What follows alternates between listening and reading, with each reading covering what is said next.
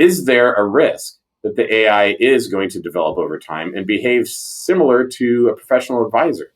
How do we get the AI to behave like a fiduciary and understand if I upload a document that has super confidential information in it, like your credit card details, social security number, political affiliation, whatever, how does it know not to disclose that to other people? SC Media and our sponsor Darktrace are proud to present this month's CISO Stories program. Each month, the CISO Stories program explores a cybersecurity topic selected by Cyber Risk Alliance's CISO community and provides content that examines that topic from a variety of perspectives. Hosted by Todd Fitzgerald, best-selling author of CISO Compass, the CISO Stories weekly podcast features content powered by the 1,100-plus members of Cyber Risk Alliance's CISO community. Listen to previous CISO Stories podcast episodes at CISOstoriespodcast.com. Cybersecurity Collaborative is a unique membership community enabling cybersecurity leaders to work together in a trusted environment. To learn more, visit CISOstoriespodcast.com/CSC. Hi, I'm your host, Todd Fitzgerald, and this week we welcome Jon Washburn, CISO at Stoll Reeves, LLP. Welcome, Jon. Thanks for having me.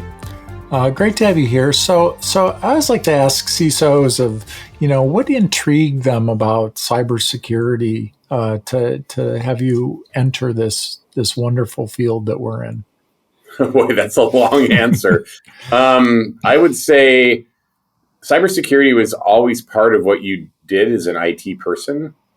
And I would say maybe it was, 2006, 2007, somewhere around that time frame, where phishing really started taking off and things started getting serious.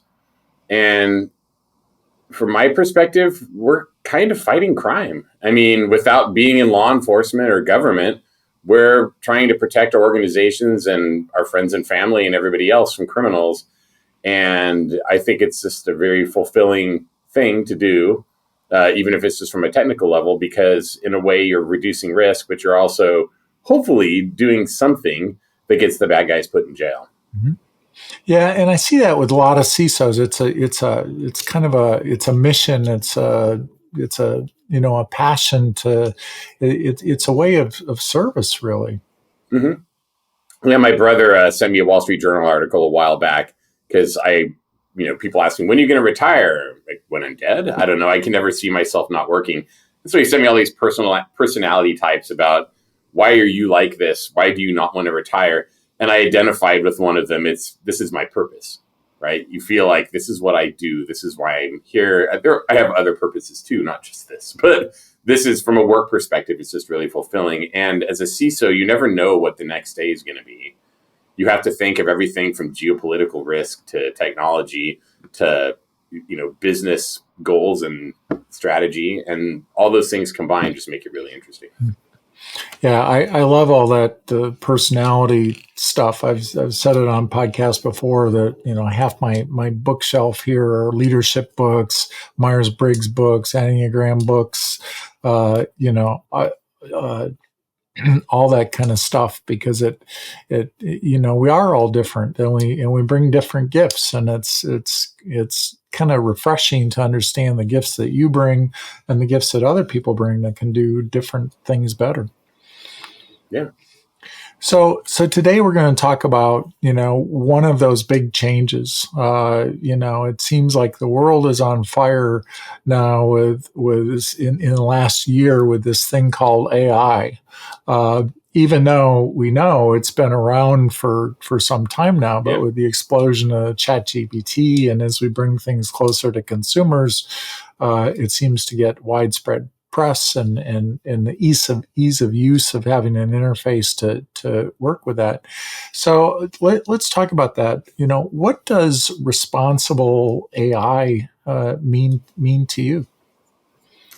Well, there's a lot of elements to it. I think if I could sum it up in one word, it would be transparency. In other words, everybody should know if I'm using AI. If I use AI in a business context, I should tell my fellow coworkers that I'm using AI. I should understand to the best of my ability what components make up that artificial intelligence solution. Is there a bill of materials? Is there some kind of data provenance matrix? Do I know what kind of data is in it? Is that transparent? AIs, especially large language models, really aren't transparent, I think, in some ways, even to the people who design them, because they're constantly evolving. And they're a little bit of a gray or black box in some ways. But at least we understand the inputs, data lineage, what we expect is the output, what kind of data we're putting into it. I think we just need to understand all that stuff and have the best grasp of the data we have that's going to go in, the trust in the data output, whether or not it's something from like a curated data set, in which case hallucination should be minimized, or if it's something in a public environment where it can hallucinate all the time. Even if we do minimize hallucinations, what kind of bias is in the system? Is it going to have misinterpretation errors? For example, if I have an AI that I ask it, how much did we pay for this contract 10 years ago? And it's looking at our data. Does it know the difference between versioning? Does it know that this contract from, version 3 from 2022 was superseded by version 4? Am I going to get the version 3 number? How do I know that, right, that I can trust that data? How do I justify my trust in the system? And I think to do that, there has to be as much transparency as possible. But there are other responsible AI principles too, like monitoring, making sure that we don't just set it and forget it, understanding compliance and privacy obligations. Mm-hmm. I think there are a few different frameworks. I don't know them by memory because this is all still new, but Microsoft has responsible AI principles. NIST has some good guidance on responsible AI. OWASP has guidance on responsible AI. I think you just have to go out there and pick which framework works for your organization. But please, at least do pick a framework. Mm-hmm. You raise a really good point about the the data that's in these AIs that we're depending on to trust with. How do we make sure that that we have good security around, from transparency, from the training models themselves, all the way through towards implementation? Well, from our end, we're going to be a consumer. We're not going to design our own AI solutions. We're going to consume AI solutions from vendors and suppliers, and we do that already.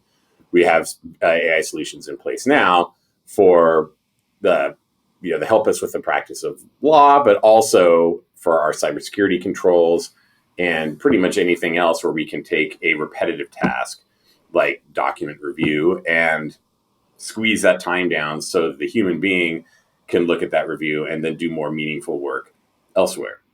But securing an LLM and securing another solution are different, right? Every AI is going to have unique security controls. My favorite example is inference that I like to use with large language models. So if you go on a ChatGPT and you say, hey, tell me how to hack this vulnerability, it will tell you, I can't help you as a hacker. That's not ethical. I've been programmed not to do that. Okay, fine. If I have this vulnerability, what are the top 10 security controls I should have in place to prevent this vulnerability? Oh, I'll tell you that. Like, here's a great list of controls. Cool. So if I want to hack you, I'm going to look up a vulnerability, ask the AI what the top security controls are going to be for that vulnerability, and then look to see if you have them. And if you don't, or if I can infer some other indicator, now I've used an AI to potentially gain an advantage. Things like phishing emails, backstopping websites. I came across one this last week. First time I've seen one where the website actually was verifiable on credit websites. It was a real company, but it was probably some, small business person's company who is maybe older, doesn't have an internet presence, whatever. And these hackers went out. Looks like they used AI tools to build this whole site, all the language on the site. They stole a format from another investment website. It looked pretty good, but you can also, if you're experienced, for example, it's supposed to be a company in France. Why would they have an English website? I mean, come on. The website would be in French. You'd have a translate to English button. So there are some, cues like that the AI isn't going to necessarily pick up on. But all the language generation, if I was going to template backstopping websites over and over, it would take a lot of effort as a criminal. Whereas, well, maybe I can just tell the AI to generate content for this type of website. What would I have on my welcome page? What would I have on my terms of service page or whatever? And can make these things a little bit more believable. I do an internal phishing program here, and I like to make up my own phishing emails and make them harder than reality. So you train people, at a level here so that they're automatically going to react better to the level here. And even I, in the last 6 months, I've just gone to Chat GPT and said, write me a phishing email in the style of this threat actor. What would it look like? And they'll spit one out. And I'll, of course, massage it and whatever, but it takes 80% of the effort out of it. So you have to assume that cyber criminals are doing the same thing. So how do you, make sure within the organization that people are not exposing their information externally through these tools? So our approved tools that we use are all internal tools. So what that means is I've paid a vendor. I'm using an AI solution that is unique to us. Now, we might not be on our own hardware in their cloud, but at least we're in our own area in their cloud, our own instance. And then there are 2 ways that we've seen so far to try and secure the data, in addition to all the normal controls like encryption and routing, specifically pinning it to IP addresses, what have you.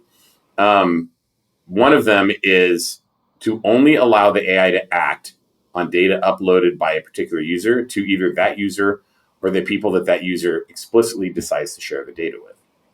So kind of like a file transfer site, right? Where you create a folder and then you invite someone and say, you have to log in and you can't invite other people. I'm controlling this. You're just a viewer. And then in the AI, it's the same thing. I'm going to put this document in, ask the AI a question. That document's going to live in a database that is only in my environment, ideally encrypted with my own keys. And I will receive the output. We don't use any AI that trains on input data. I don't even know that if there are AIs training on input data. Every AI solution I've looked at in the last year has explicitly had a contract that says we will not train on your data. But what is training, right? The AI is not going to train on my data. It's only going to be in my instance. But is there, and at the end of this, outside of my environment, we're not each getting our own version of the AI model. We're all getting our own repositories, our own databases of data that is being funneled through a program to an AI model to get a response and then give us that response. And the AI model is supposed to discard it. Does it? AI models are generally learning. So can you show me that somehow it's not going to exhaust my data, my input somehow out to someone else because it's learned, when someone asks me, I need this clause is the one everybody seems to like the most. I'm just going to keep spitting it out to everyone. Another way we try to secure data is no remnants. So we have this one solution, cloud solution that we use. It's very limited purpose, but you can upload a document. It will analyze this document and spit results back out to you in the browser. As soon as it does that, that company has discarded all the data from memory, everything. It's gone. The only place it lives is in that presentation to you in your browser. If you close your browser window or hit refresh, you're going to have to upload the document again. It's going to have to start over. Now, from that third party's perspective, I can see that that's an appealing way to do this because, hey, now if you get a data subject request, for privacy information or something like that, you don't have to worry about sending it to me because I don't have your data. I've literally discarded it at the end of this session. However, that also limits the utility of a solution like that. What if you want to share it? What if someone says, well, we're working on a project and I'd really like it to be there for 6 months or some other period of time? There's value in having that output live in the environment. So we have to balance these things out. So we try and either say, is there a way that we can just programmatically limit how long the data lives in a solution or just have it be ephemeral, like that example? Or where we have a solution where the data is not ephemeral, do we have at least as much assurance as we can get that our data is in a specific environment and that it's visible and responsive only to us, and to the degree that we can verify that it's not being trained on the AI is not using it as any kind of training element, we can at least assume that while the data may exist in our database, it's not going to exist in the AI downstream, for any period of time. Although I was in a discussion about AI this morning, and someone at our discussion table brought up a topic that I find really interesting too, and it's kind of an existential one. What is training to the AI? I mean, a training set, right, is going to be some corpus of data that you've pointed the AI at, and it learns how to do what it does on that data set, like public internet up to 2021, right? Now you've got this mature AI. Okay, I'm not training anymore. It's just going to go and react to all these inputs, but it still evolves over time. And someone put it great this morning, said, if you're a professional consultant and you sign an NDA with me, and I tell you my confidential data and you swear as a fiduciary I'm never going to disclose it, you still know it, right? It's still in your brain somewhere. Mm-hmm. And 5 years from now, you might spit out some response like, oh, yeah, well, here's what I did on this. And if you're good, you won't disclose any of the confidential information, but you're still a human. And even though these AIs are not humans and they're not sentient, is there a risk that the AI is going to develop over time and behave similar to a professional advisor? How do we get the AI to behave like a fiduciary and understand if I upload a document that has super confidential information in it, like your credit card details, social security number, political affiliation, whatever, how does it know not to disclose that to other people? And I don't think we have an answer for that yet, and I think that's farther down the line, but it is a consideration that we're always thinking about with data. As we deal with what we can control now, we're trying to look farther ahead. How do we kind of navigate these potential future risks? We prefer to avoid them, but if we can't, how can we at least mitigate them so that we don't get caught off guard later? How do you? It's a really good point of this data that we're sucking into our systems and making decisions on. How do you know what to trust in that data? How do you know what the AI is really pointing at, and you're making a business decision off of this information? Well, for example, we have a research tool that is AI based, but it's pointing at a curated data set. So as a law firm, right, we're practicing law. So we want to look at data sets specific to the practice of law. So we have these curated data sets with things like all the cases that, in the United States, because they're generally public, right, all the public information out there.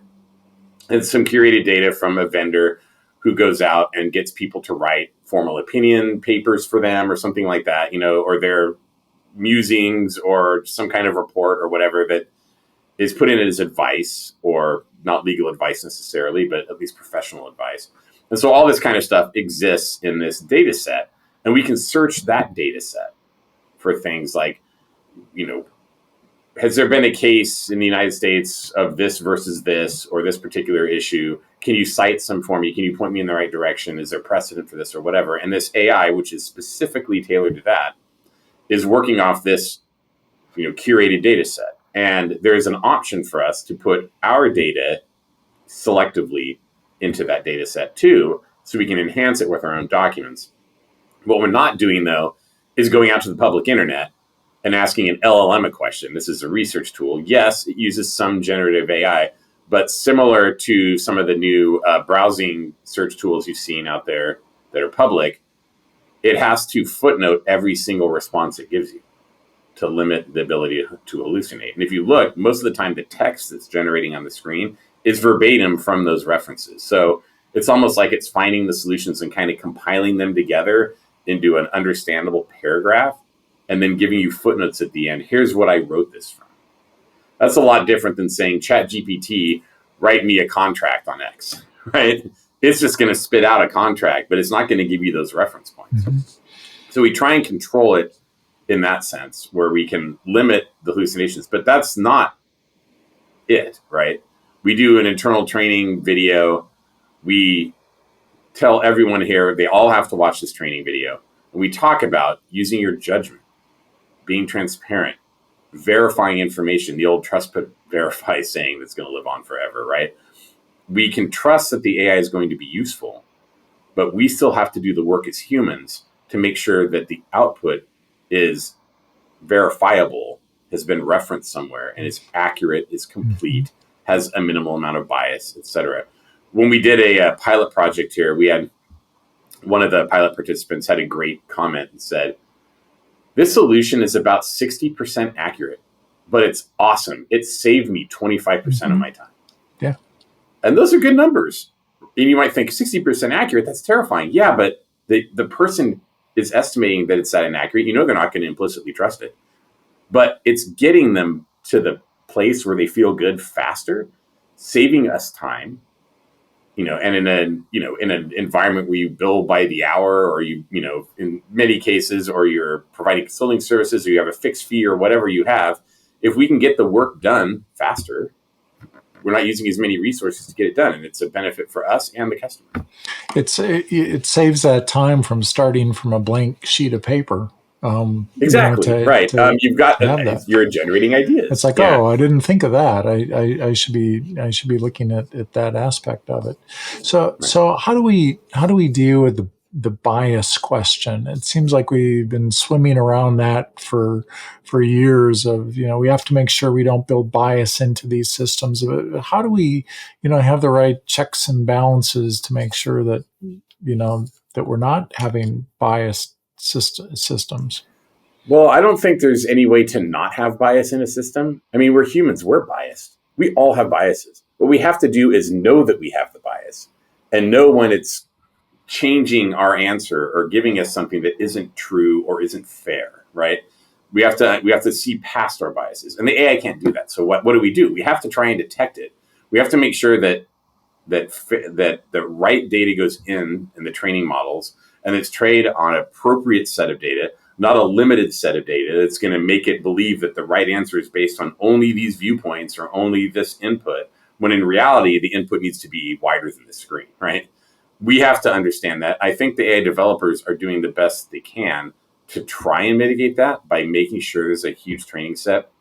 When I talk in these working groups, we talk about things like data ingestion. Everyone's worried, oh my gosh, you're going to put PII in it, you're going to put PHI in it, biometric data, whatever.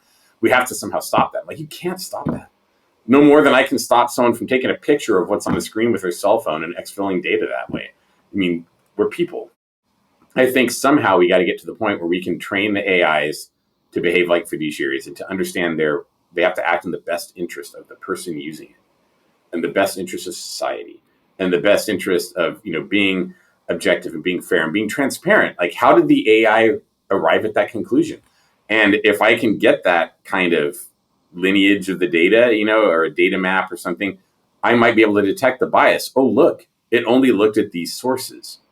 Or what was it trained on? Oh, it was only trained on this set of things because there was a group of people and they asked them to input stuff, whatever, and it wasn't diverse enough. So now I know that the AI is going to give me an answer that I need to check.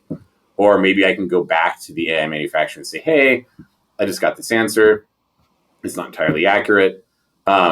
Here's why I think it's not accurate. Can you go back and look? Or can you correct it on your end as the user? We still have a responsibility. Just like when we go to news sites or the internet, we have a responsibility to check our work and to make sure we look at other opinions and that we look at different sources and that we don't get trapped into a silo of information. And it's no different with AI. I did a test with an AI solution, and it was specific to legal. And I asked it, what's the highest fine to date for, a healthcare data breach? And it found the case law and actually was right, but it couldn't give me the number on the fine. I asked it 7 different ways, and it couldn't give me the $16 million number that I was looking for. And I went, am I crazy? Am I wrong? And so I went on the internet and just found it on the first search. At the same time, I've had searches with AI tools where I was trying to do it myself, and after 20 minutes, I was ready to give up, and I've asked the AI the question, and I get my answer in 20 seconds. And so there is a lot of value there. But even in those answers, you still have to be aware that the AI might interpret something incorrectly. And if you don't understand what the AI is based on or what its purpose is, am I an AI for legal? Am I an AI for healthcare? Am I an AI for sales or whatever? There's going to be potentially biases in all those data sets specific to that industry too. And you have to be able to recognize that. I actually know the breach you're talking about. So right. The highest payout. And then it brings me to the question of scope. In the training data that's being used as well. If we're in an international world and we're looking at the HHS fines on HIPAA, and then we look at what GDPR would be a breach of somebody's health information, what would that cost under that? We get, its context is important too, right? Yeah, I mean, and do you really need to? I mean, if I'm going to look at a series of, say, letters or forms, do I really need to load the letters in with everybody's name, address, email, and all that kind of stuff in it? Not to serve my purpose. That data is not necessary. So what we're looking at is either via training, which can be a little bit onerous, or man, is there a good solution out there that can strip out things like proper names, financial amounts, anything that looks like a social security number, anything that looks like a phone number, any political affiliation or, ethnicity data, anything like that. Is there a tool that can help us like take that out of the documents first so that I've reduced the risk that I'm going to load a data set in that's going to have that kind of information and it's going to get captured? Because I don't want to put that in there either. I mean, unless you're doing demographic research, in which case you still should be anonymizing the data when you collect it. Right. Why do I need to put that data in at all? The flip side, though, is how much effort does it take to try and extract all that data out? And what's my success rate? Because it's not going to be 100%. So how do we manage that? Because if that data eventually does get in, or is there a way to tell the AI, Joe Smith wants to make sure that all of his data is removed from the environment. Do you have any data on Joe Smith? And if so, can you remove it? It would be great if we could get to that point, but I don't think we're there yet. And do we have this ability to see where this data is coming from? So say there's a breach, say information got into a training data set and it came from a particular company. Have we thought about the liabilities of that, and how should we be protecting against that? Yeah, this is probably a good point for me to say that I am not a lawyer and none of this is legal advice. But I think this is a conversation that you have to have with your general counsel, because I don't think there's a magic answer to this. It's difficult. Even if you have a curated environment, how well are you curating it? How do you know when, data is going to come in from anywhere. Even if I have an internal AI solution, there's nothing that prevents me from having a user go out to the internet and grab something and put it into the AI.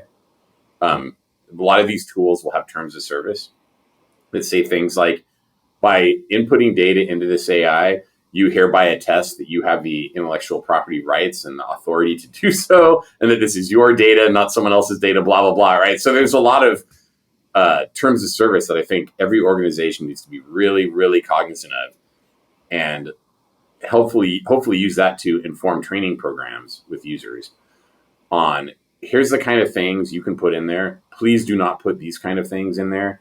Or if they give you an option on retention, that's also a potential risk reducer. So for example, we have a file transfer site. It has a limited lifespan. If you put something on our file transfer site, it's removed after a relatively short period of time. We have other areas like email. If you don't file email within a certain period of time, it's getting deleted. Not moved to an archive, not put it in this place over here where you can know it's getting deleted. Because we don't want to retain data that we don't need to retain. And if you can get rules in place, because it's sometimes hard, the organization, people freak out. I don't have the time. What do you mean you're going to delete my stuff? You have to build up a culture where people understand the value in keeping the data that needs to be kept and not keeping data that doesn't need to be kept. Because if you have these giant data lakes, I used a data lake example this morning. Nothing against data lakes, data science, it's awesome. But when I think of lake as a cybersecurity risk person, I think of, oh my goodness, what if the lake gets drained? What's at the bottom of the lake?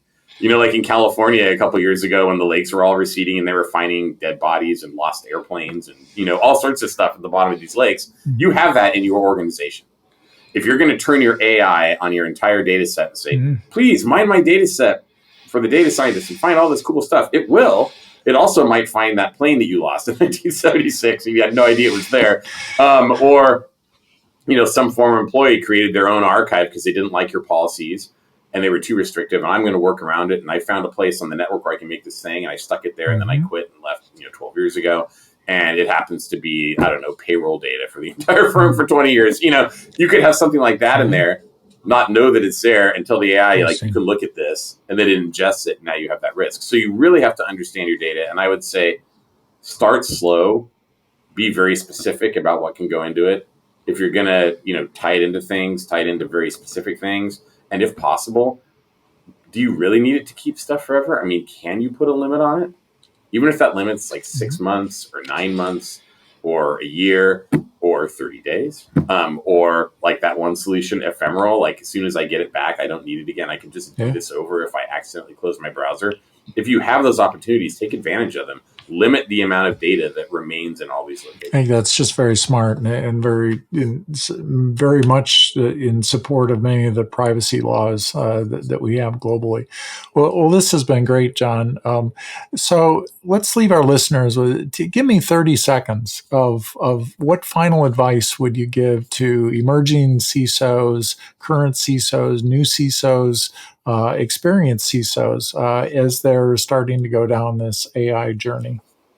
I would say find the right people in your organization to work with to make sure that you're focusing on business outcomes and business goals with everything you're doing relating to AI. Even if it's just, hey, I've got an AI solution that's cybersecurity specific. We've had those for years. At least I've worked with the organization to say, hey, we have an AI solution that's doing this thing in cybersecurity. Here's why. Talk with your leadership. If you report to the CIO, make sure the CIO understands this. If you report to the CFO, in my case, I report to the COO. I actually have to joke with people. I haven't been in IT for like 4 years technically. But if you have that visibility, use it. Find the right people in your organization. Make sure you work with them, that you are all in agreement about what you're trying to accomplish with AI solutions, especially since they're probably going to bring them to you. And as you know, everybody always says as CISOs, you always want to go in there with an answer. You know, you don't want to go in and just say no. You always want to have an alternative or a proposal or something like that. And with AI, it's really malleable. You know, talk through everything. Try and find some common ground somewhere where you can say, okay, I know you want to do this. That's great. I also want to do this. Can we meet somewhere in the middle where I say, yes, you can do that, but I'm going to control this data, or I'm going to put some kind of time limit on it. Can you live with that? What do we really need this for, et cetera? Work those things out, do needs assessments, get buy-in from other executives at the organization so that you feel confident that you're doing what the company wants you to do and that you're not just doing something yourself and trying to be, you know, both the project manager and the stakeholder and the risk manager. Like, you don't want to be those things. The organization needs to be making the risk decision. You're just there to recommend what you think it should be. Great advice, Jon. Thanks a lot for taking the time today. I've enjoyed this conversation. Sure. Thanks for having me. Thank you for tuning in for this week's episode of the CISO Stories podcast. We want to say a special thank you to Darktrace. Please subscribe to the CISO Stories podcast and you will receive a new story each Tuesday at 10 a.m. Eastern Time. We'll see you next week for a new episode.